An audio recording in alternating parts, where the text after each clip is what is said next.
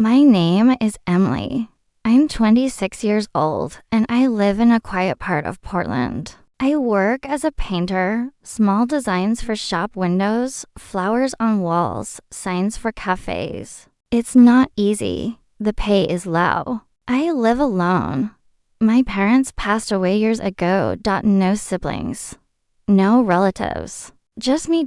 I rent a tiny room. It's clean, but barely enough for a bed, a chair, and a table. On hot days, I use a small fan. I eat simple food, lentils, bread, sometimes rice.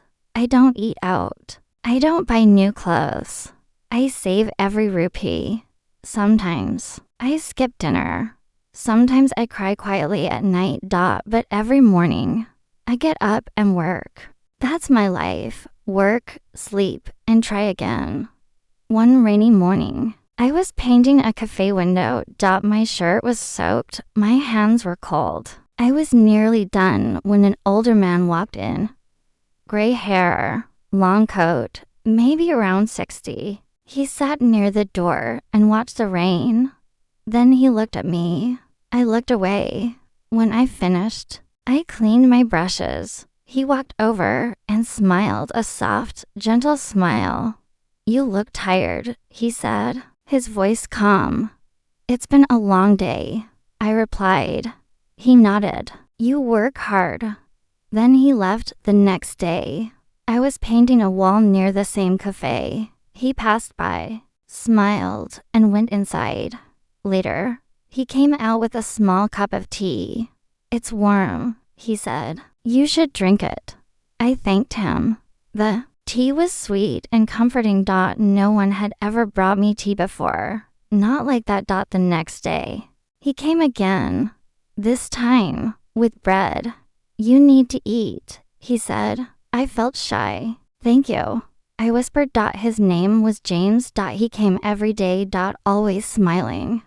Always bringing tea, bread, or small flowers from his garden. He never asked questions. He never made me feel uncomfortable. He just spoke kindly. I began to wait for him. I watched the cafe door, hoping he'd come. When he did, my heart felt warm. He was much older, but gentle. His voice was soft. His eyes were kind. One day, he sat beside me on a bench. "Emily," he said, "I want to talk." My hands felt cold. "You live alone. You work hard. Life is not easy." I looked down. I didn't speak. "I want to help you," he said. "Why?" I asked. "Because I care," he replied. "And I see you." That night, I sat in my room, thinking. No one had ever said they cared. No one had ever looked at me like that. The next day, he gave me a letter. "Please read this," he said. "Then think." He smiled and walked away. I held the letter for hours. I was scared. Later that night, I opened it. It was written with care. He said he wanted to help with rent, food, and work. He asked for nothing in return, but he hoped for something. Marriage. My hands trembled. In marriage? Was he serious? I had no family, no support. My job was small. My money never enough. And now someone wanted to marry me. To help me, to care for me. But was it love or just kindness? The next morning, I didn't go to work. I stayed in my room, reading the letter again and again. That afternoon, he came. He stood outside the cafe in the rain. His coat was wet, but his smile was the same. I walked to him, holding the letter. "I read it," I said quietly. He waited. "I will marry you," I said. He didn't move. Then he smiled. His eyes were soft. "Thank you, Zoya," he said. There was no hug, no celebration. Just two people in the rain. Two hearts trying to understand. He said we could marry next month. A small ceremony. No party. Just a paper, a ring, and a promise. That night, I sat on my bed. My hands felt warm and cold at the same time. I kept asking myself, did I do the right thing? Would I be safe? Would I regret it? The rain fell harder. I whispered to myself, time will tell. The next morning, I picked up my brush again. My hands moved. But my heart was full of thoughts. A new life was coming. Strange. Maybe better. Maybe not. But I had said yes. One evening after dinner, he poured me more tea. I'm glad you're here, James said. I looked at him. I felt something new in my chest. Not fear. Not duty. Just warmth. I said, thank you. The next morning, sunlight spilled through the windows. I woke up and smiled. Just a little smile. I walked to the kitchen. He was baking again. He saw me and said, try this one. The bread was warm. I took a bite. It tasted sweet and soft. That day, he showed me the garden. Flowers were blooming. The herbs smelled fresh. Nature teaches patience. He said, I like that. We sat outside for a long time. We talked about books. We talked about simple things. He never asked about my past. He never told me how to feel. He just listened. He just smiled. That touched me. I started to see him not just as an older man. I saw him as a kind man, a person with a gentle heart, someone who never wanted to hurt me, someone who gave without asking. One night, we sat on the porch. The stars were bright. The air was cool. I held my cup of tea and looked at him. He said nothing. I said nothing. But I felt safe. Maybe this was not just about help. Maybe something was growing. It was small. It was slow. But it was there. The next day, I helped him in the kitchen. I made soup. He baked bread. We laughed when I dropped the spoon. He helped me clean it. You're doing well, he said. That evening, we ate together. I didn't feel like a guest anymore. I felt like part of the home.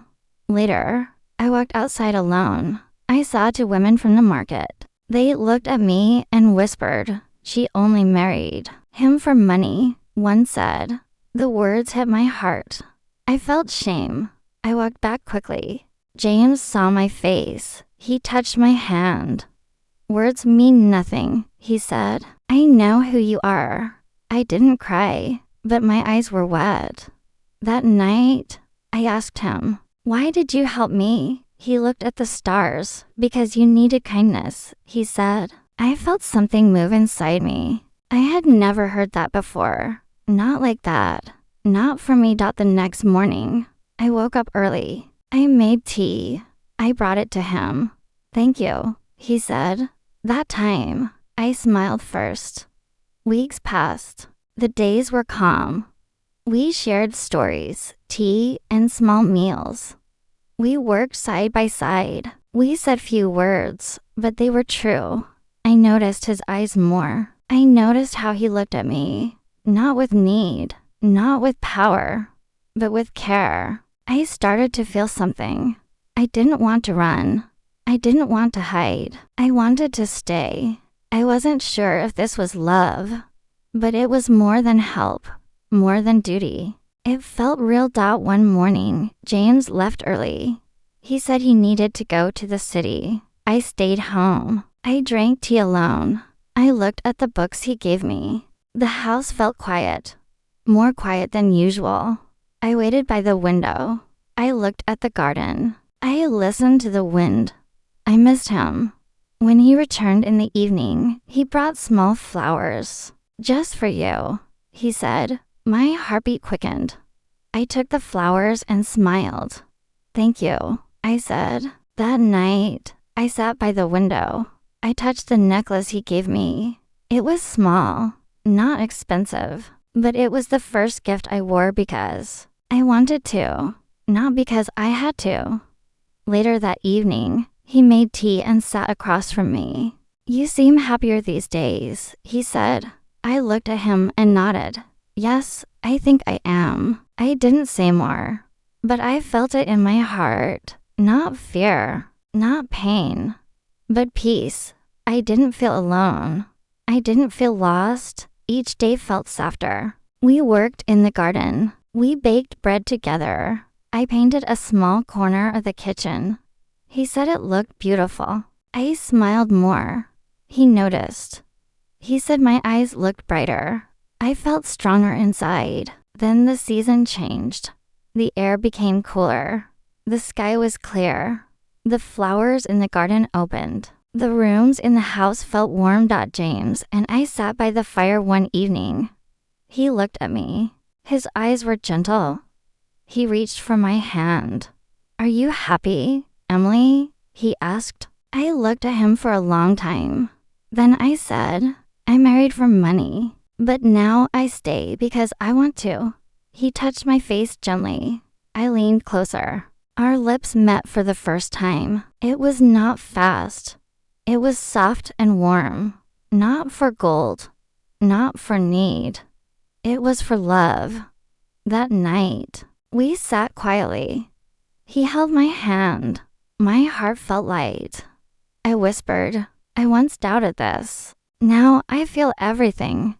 He kissed my forehead. "So do." He said that the days that followed were slow and calm, but everything felt new. We laughed more. We cooked new things.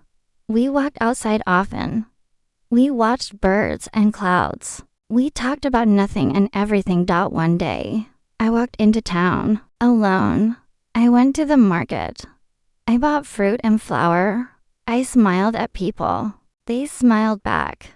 I didn't feel small. I didn't feel ashamed. I felt like someone knew. Then I heard two women behind me. They were whispering again. "She only did it for the money. It's not real." I felt their words hit my back. But this time, I didn't walk away fast. I stood still. I turned and looked at them. I didn't say anything, but I looked into their eyes. Then I walked away slowly. My head was high. I was not their story. That evening, I told James what happened. He listened. He said, "People talk when they do not know the truth. But we know. That's enough." I nodded. I believed him. And I believed in us. We kept living. Simple, small days. He showed me how to make jam. I showed him how to paint tiny flowers on the wall near the table. We made a small bench for the garden. We sat there many afternoons, hands close, hearts open. One morning, I brought him tea again. He took my hand and kissed it. "Thank you, Emily," he said. "You are light in this house." I looked at him and said, "So are you." Later, he became sick for 2 days. I took care of him. I made soup. I changed the cloth on his head. I read to him when he slept. I sat near him. I watched his face. I felt scared, but I also felt sure I did not want to lose him. When he felt better, he smiled and said, "You stayed." I said, "Of course I did." Then I whispered, "I love you." Asterisk. It was the first time I said it out loud. He looked at me with tears in his eyes. "I love you, too." The next day, I painted a new picture. It was of our garden. Flowers, a bench, 2 cups of tea. I gave it to him. He hung it near the front door. "We'll see this every day," he said. Seasons passed. Our love grew like the garden, not fast, not loud. But deep and steady. I didn't feel poor. I didn't feel lost. I felt loved. I felt strong. One afternoon, I sat with him on the porch. I held his hand. We looked at the sky. He said, "You saved me." I said, "No, you saved me." He smiled. Maybe we saved each other, and I knew it was true.